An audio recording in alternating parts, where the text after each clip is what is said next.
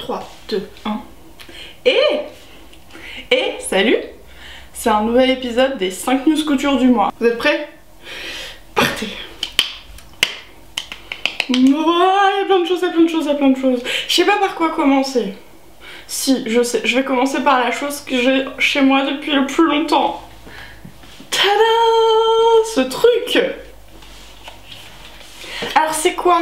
En fait c'est un aiguiseur pour les ciseaux de la marque Fiskars que j'ai eu la chance de recevoir il y a 1 an et demi. Et en fait le problème c'est que j'avais pas de ciseaux à aiguiser, donc je pouvais pas le tester. De mon côté, les ciseaux je les ai toujours aiguisés grâce à mon papa qui a le matériel pour le faire. Du coup j'ai toujours des lames ultra bien aiguisées qui tiennent des années. Je lui fais pas faire ça très souvent. Je pense que je lui ai demandé 2 ou 3 fois et ça fait plus de 20 ans que je fais de la couture, c'est vous dire. Sauf que je sais qu'on n'a pas tous un papa pour faire ça, déjà. Et ensuite, il faut bien trouver des solutions. Alors il en existe plein sur internet, comme celui de couper de l'alu. J'ai essayé, moi j'ai juste eu l'impression de couper de l'alu, hein. Mes ciseaux se sont pas sentis mieux après. Du coup voilà. Ensuite la deuxième solution c'est les aiguiseurs. Donc là par exemple, comme je vous disais, c'est un de la marque Fiskars. Moi je me suis dit tiens, ça peut être pas mal. Ils ont des super ciseaux, du matériel de coupe vraiment bien. Peut-être que leur aiguiseur est pas mal. Et il n'y a pas très longtemps j'ai eu l'occasion de les tester. T'as souffert hein, ouais je sais. Bon, si vous avez suivi l'épisode, le vlog à la Maker Faire, vous avez vu que je suis revenue avec des ciseaux qui étaient en très mauvais état. Très mauvais état. Bon, ils sont morts. J'avais 3 paires, elles voulaient plus rien faire après. Et du coup, c'était l'occasion. Verdict.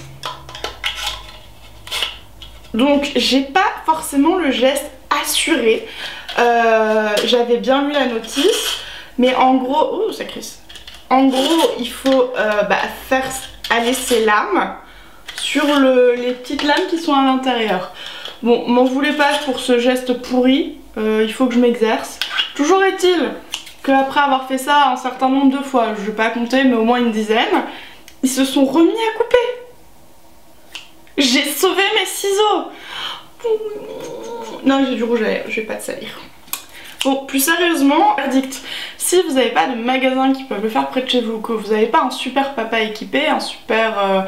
bref, un ou une bricoleuse équipée autour de vous, c'est une solution plutôt pas mal. Donc pour le moment, moi j'ai testé que celui-là, si j'ai l'occasion, j'en testerai d'autres pour vous faire un retour. Mais en tout cas, celui de chez Fiskars, je suis plutôt convaincue. C'est vraiment pas mal, donc c'est sûr que j'ai pas récupéré mes ciseaux comme ils étaient quand je les ai eus. Mais ça me paraît évident, une lame, forcément elle s'abîme avec le temps. Mais en tout cas, je peux à nouveau couper du tissu avec et ça, c'est une bonne nouvelle. Validé. Moi je jette pas. Oh, j'ai fait un trou. Non, ça va. Oh, on enchaîne, on enchaîne, on enchaîne. Allez, les livres. On commence avec celui-là. Alors, il s'appelle Guide des textiles, écrit par Florence Ferrari aux éditions S-Mode. Ceux qui me suivent sur les puits vont peut-être être surpris de voir que je fais de la pub à S-Mode. Bon, pour la petite histoire, moi j'ai fait l'école de mode S-Mode à Roubaix. Pendant 3 ans, j'ai fait une formation de stylisme et modélisme en femme, puis une spécialisation en homme. Et bien que je sois ultra contente de tout ce que j'ai appris dans l'école, j'ai détesté ces 3 années qui ont été un vrai supplice. Donc pour les petits curieux, je vous mets en barre d'infos mes 3 articles que j'ai fait sur le sujet, vous expliquant pourquoi je n'ai pas aimé et pourquoi c'est totalement personnel comme ressenti. Mais voilà, moi le monde de la mode, ça m'a pas plu. Bon, n'empêche que S-Mode a une édition de livres pour le patronage, le stylisme, donc toute la partie dessin, et ils ont aussi une gamme sur le textile, et je dois vous avouer que je m'en sers souvent de toute ma gamme de livres. Ils sont chers, c'est chiant, mais ils sont bien, c'est bien. J'avais pas mieux, désolée. Bon, alors en fait aujourd'hui je vous parle de celui-là parce que beaucoup me demandent des conseils sur le tissu, comment choisir son tissu, comment comprendre son tissu, comment connaître tous les tissus qui existent. Enfin bref, vous avez plein de questions. Moi aussi j'ai ces questions-là, puisqu'à l'école on m'a pas formée, on n'a pas eu le temps. Et on m'avait fait acheter ce bouquin-là au tout début de ma première année. Je ne l'ai jamais ouvert, je l'avoue, dans toutes mes études. Et quand j'ai commencé le blog, en fait j'ai vraiment eu envie d'aller un peu plus loin dans mes connaissances pour savoir de quoi j'allais vous parler. Et du coup j'ai ouvert le livre et j'ai découvert qu'il était hyper bien. Et en fait en parlant autour de moi, en faisant des recherches, je me suis rendu compte que c'était l'un des livres les plus conseillés sur le textile, du moins en approche rapide puisqu'il n'est pas énorme. Mais voilà, si vous avez envie de mieux comprendre le tissu, vraiment de sa fabrication jusqu'à son utilisation, il est vraiment intéressant. Donc dedans en fait on va aborder pas mal de sujets comme... Alors, étape de fabrication, donc on va vous expliquer les différentes fibres, ça je vous en avais fait un petit résumé sur le blog, le lien est en dessous. Ensuite on va s'intéresser à toutes les familles de tissus et c'est là que ça devient intéressant. Pour bien comprendre leur utilisation, il faut comprendre ce que c'est à la base. Et après il s'intéresse aussi un peu à toute la partie technique qui est là peut-être un peu moins utile quand on fait de la couture pour son plaisir, mais toujours intéressant à savoir. Donc je vois par exemple qu'ils ont parlé des tissus qui gèrent la transpiration, la protection contre les rayonnements, des choses dont j'ignore totalement l'existence. Passons. Et ce petit livre vaut 32 €. Je vous avais dit, hein, l'édition S-Mode elle est chère, mais quand c'est bien fait, bah, ça vaut le coup. Puisque en fait, ce type de livre on n'en achète qu'un, pas plus. Voilà. Vous êtes convaincus ou pas? Bah dites-le moi en commentaire si ce genre de livre vous intéresse, parce qu'en fait moi j'en ai plein. Parce que je suis très curieuse de comprendre tout le mécanisme de fabrication, mais aussi de production. Et du coup, j'ai peut-être des livres qui pourraient vous intéresser. J'attends vos commentaires. Tadam! Deuxième livre! Aujourd'hui, on parle technique. Alors, mon cours de surjeteuse aux éditions Marabout, écrit par Marie-Émilienne Violet, oula, j'ai failli mal le dire, et Marie-Noël Bayard. Donc c'est l'un des livres les plus connus sur l'initiation à la surjeteuse. Il en existe à peu près 5-6 qui sont des références. Moi je les avais tous feuilletés et il y en avait beaucoup qui avaient un design qui m'ennuyait profondément et qui m'avait l'air d'être beaucoup de blabla. Alors qu'en fait je recherche surtout des photos parce que je trouve qu'il n'y a rien de plus clair qu'une photo ou qu'une vidéo, surtout sur une machine aussi compliquée que la surjeteuse. Et ce qui s'est passé, c'est que moi j'ai eu une surjeteuse pendant mes études, j'ai vaguement appris à m'en servir à l'école et j'ai bidouillé. C'était pas une bonne surjeteuse, donc c'était un peu galère. Et le jour où j'ai eu ma nouvelle surjeteuse, Laurette, elle est trop bien, je vous en ai déjà parlé sur le blog. Bon, ouais. Bon, vous avez lu l'article, je vous fais confiance. Bon bref, je me suis dit que cette fois-ci, j'allais vraiment apprendre à m'en servir correctement. Et c'est là que j'ai investi dans ce bouquin parce que j'ai trouvé que il avait l'air clair, simple, il vous apprend les bases et juste les bases, mais c'est ce qu'il faut. Ça sert à rien de vouloir aller trop vite, surtout avec une surjeteuse parce que c'est typiquement le genre de machine qui va vous dégoûter si vous voulez aller trop vite. Donc moi ce que j'ai bien aimé c'est le fait qu'il y ait énormément de photos de détails qui vont aider à bien comprendre là où on pêche. Ensuite ils abordent tous les réglages de fil et les points basiques qu'on va faire avec une surjeteuse. Il y en a même que j'ai jamais utilisé parce que je les trouve presque pas inutile, mais en tout cas il m'intéresse pas. Donc le livre va quand même suffisamment loin et je trouve que les explications sont claires. Il nous donne quelques modèles, donc je crois pas qu'il y ait les patrons en fait, c'est à nous de les refaire si je me trompe pas. Voilà, je me souviens pas trop de ça d'ailleurs. Mais ils nous permettent d'avoir quelques projets pour mettre en exécution ce qu'ils nous expliquent. Donc en fait moi j'ai bien aimé.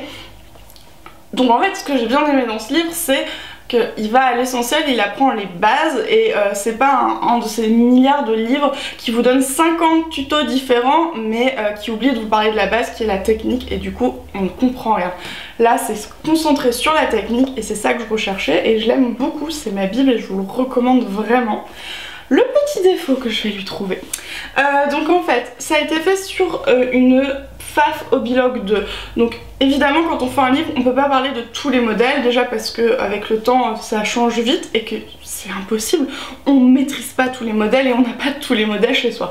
Donc en général on va choisir un ou deux modèles différents. Ici ils ont décidé d'aller chez Pfaff. En surjeteuse ils ont encore très bonne réputation, donc c'est un bon choix. Après j'ai trouvé que le ton du livre laissait entendre que si vous aviez pas cette machine vous aviez loupé votre vie. Bon, c'est un raccourci un peu exagéré, mais c'est vrai que si vous êtes débutant, vous allez vous dire « Ah non mais j'ai pas la même machine, ça va pas marcher sur la mienne ». Même s'il y a des petites différences, je vous rassure, quel que soit le modèle de votre surjeteuse, le livre va vous aider pour les bases. Après, toujours avoir sa notice à côté pour pouvoir comparer les pièces. Vous avez les noms techniques ici, vous les avez dans votre notice. À vous de faire le lien pour savoir où se trouve exactement la pièce et du coup bien comprendre ce qu'on vous explique. C'était mon avis sur ce livre. Alors, suivant. Oh, on va parler de tissu. Oh, je vous aime. Alors, aujourd'hui, je vous parle pas d'une boutique en particulier, mais plutôt de tissus que j'ai trouvé et que j'ai vraiment beaucoup aimé. Alors, on va commencer avec celui-là. Il est beau. Vous avez vu mon tissu? Il est beau, hein. Alors, ce petit tissu est un jersey, donc pour faire un t-shirt comme celui que je porte aujourd'hui. Je l'ai trouvé, alors est-ce que je peux dire ça? Ma maman me l'a acheté, donc en fait on l'avait repéré à la boutique Les Tissus du Chien Vert qui se trouve à Bruxelles. Donc je sais qu'il y a d'autres boutiques en Belgique mais je me souviens plus de où.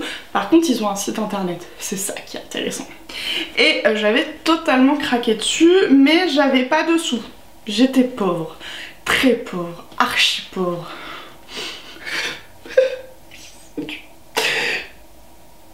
Voilà.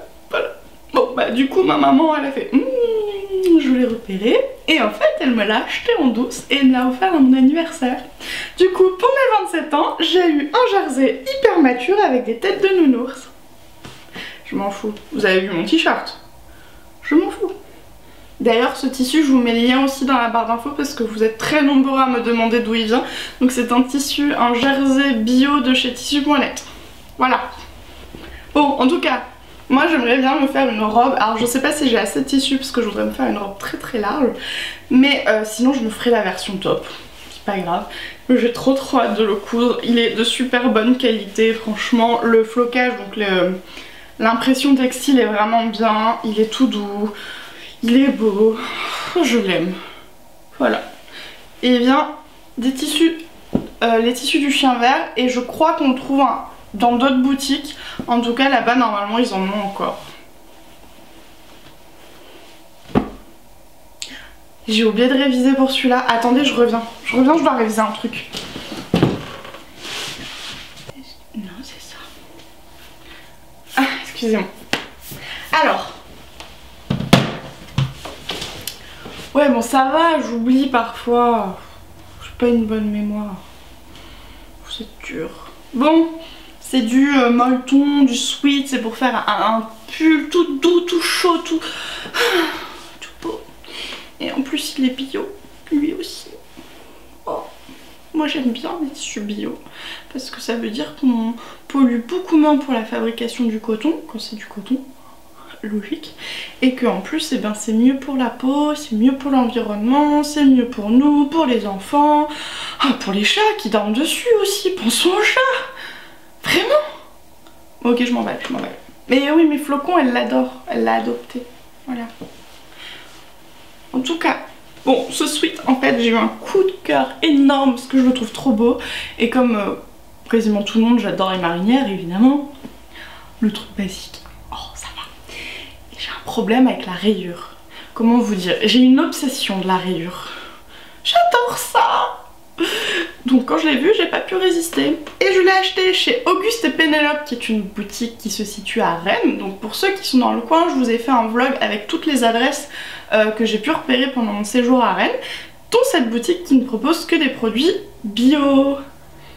Vous avez du tissu, vous avez de la laine, des patrons, du matériel autour de la couture, mais j'oublie forcément, j'ai pas une bonne mémoire.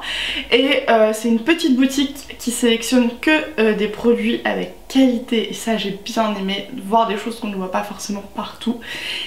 Donc ce tissu. Et ils ont une boutique en ligne.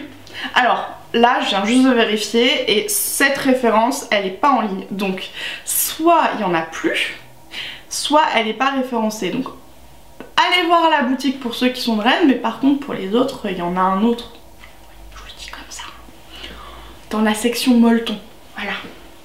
Et moi je vais me faire un sweat tout beau, tout chaud. À l'heure où je tourne la vidéo il fait -5 dehors, donc autant vous dire que je le veux hein, mon sweat chaud. Bon allez j'y vais, je vais coudre. Ah non, non, non, j'ai pas fini. J'ai pas fini. Alors, on fait le ménage. On enchaîne. Tada! Bon alors, étape 1, l'ouvrir. Alors ça c'est quoi? C'est un kit à coudre, un petit lapin avec un yukata, c'est un habit traditionnel japonais qui a été dessiné à l'aquarelle et transféré sur du tissu et fait par Anne Duprat. Vous voyez? Non? Je vous montre de plus près? Ok. Bon, alors c'est Anne qui lit le blog et qui m'a proposé de tester ces kits. Elle vient juste de lancer sa boutique et j'ai trouvé que c'était très mignon et puis surtout ça a l'air très facile à faire. C'est ça qui m'intéressait. Parce que je sais que vous cherchez des projets simples à coudre pour démarrer en ayant confiance. Donc on va le tester ensemble. Je l'ai déballé devant vous, donc il faut savoir que ça fait 1 semaine que le colis trône là et que je peux pas y toucher. Tout ça pour 2 secondes de vidéo. Oh, ça va. Et on va y aller. Mais du coup, je crois qu'il me manque... Il me manque un truc. Je sais pas quoi. Ah, il y a mamie. Ça va beaucoup mieux. Alors, on y va. Hein.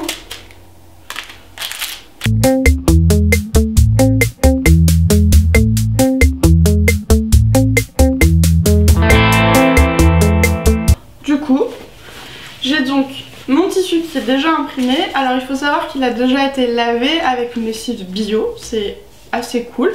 On n'a plus qu'à le repasser parce qu'il a été plié et le coudre. Donc ça c'est un premier bon point.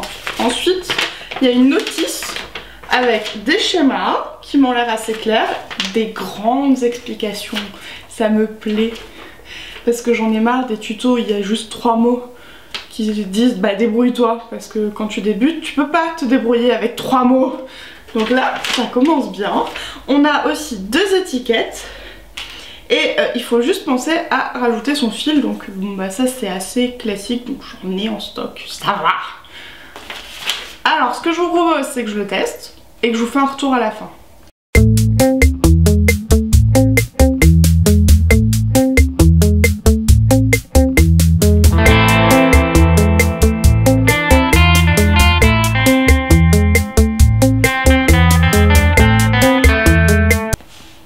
Je l'ai fini. Je vous présente mon lapin. Bon alors, mon avis. C'est un super kit. Il est vraiment pensé pour les débutants avec des explications pas à pas qui sont détaillées. Il y a juste 2 étapes où elles ne donnent pas la valeur de couture, mais comme elles sont sensiblement les mêmes pour chaque étape, finalement c'est assez simple. Moi je trouve que le produit est de qualité, c'est joli, ça a été dessiné par Anne, c'est vraiment bien présenté, bien expliqué et je suis ultra convaincue. La seule chose si vous débutez totalement, c'est bourré d'arrondis. Donc mon conseil, on s'installe, on respire et on y va. Non, je sais que ça fait peur les arrondis, mais il faut démarrer un moment. Donc si vous en avez jamais fait, vous vous entraînez sur un morceau de tissu. Le secret pour les arrondis, enfin le vrai secret, c'est d'y aller doucement et de toujours tourner un peu avant. Il faut avoir un petit temps d'avance par rapport à votre arrondi parce qu'il faut le temps que la machine puisse tourner elle aussi. Alors bon, elle reste en place mais vous comprenez je pense, j'espère. Voilà, c'est peut-être pas clair. Bon, un temps d'avance, retenez, ok? C'est ici que se termine cette vidéo sur les news couture du mois de mars. J'espère qu'elle vous a plu. N'hésitez pas à me dire en commentaire ce que vous en avez pensé, ce que vous aimeriez bien que je teste, puisque ben, ça peut être hyper intéressant d'avoir vos idées. Je manque d'idées parfois, aidez-moi.